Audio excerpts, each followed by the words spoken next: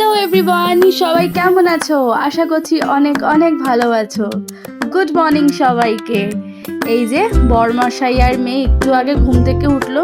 এরা বিছানা ছাড়তেই চায় না, বিছানাতে বসে বসেই খাবে।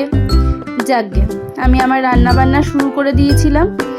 স্যাটারডে ছিল, তাই ঘন করে মুগ ডাল করেছি আর সাথে আলু পোস্ত। কি যে ভালো খেতে হয়েছিল, নিজের রান্না নিজেই একটু প্রশংসা করলাম আর কি। যাকগে, তারপরে সবাই বলো সবার পুজো কেমন কাটলো? আমার তো খুব ভালো কেটেছে। বাড়িতে পুজো ছিল, সবাই তো বুঝতেই পারছো কত খাটা খাটনি, বাপরে বাপ, আর বলার মতন না।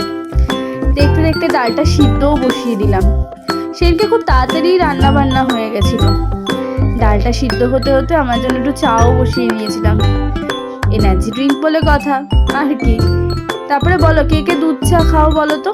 আমার বাড়িতে তো এটা নিয়ে মানে জাস্ট যুদ্ধ চলে।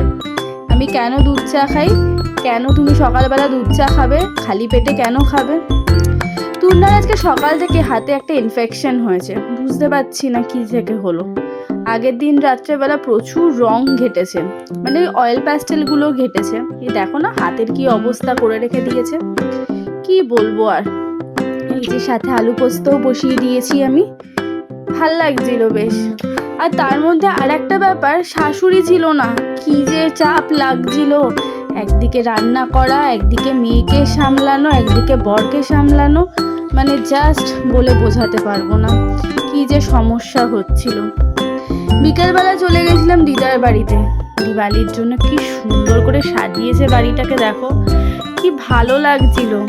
আর বাইরে একটা হালকা ঠান্ডা ঠান্ডা লাগছিল, বেশ একটা মনোরম পরিবেশ হয়েছিল, কি যে ভালো লাগছিল। এই যে আমি সাজুগুজু করে তুর্নাকে নিয়ে চলে গেছিলাম।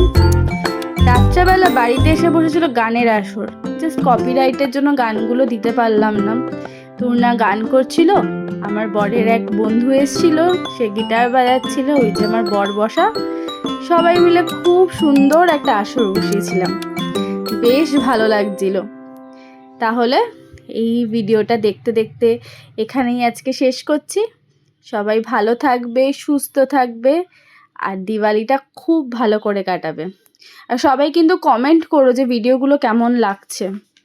সবাই ভালো থেকো, সুস্থ থেকো, সাবধানে থেকো। টাটা।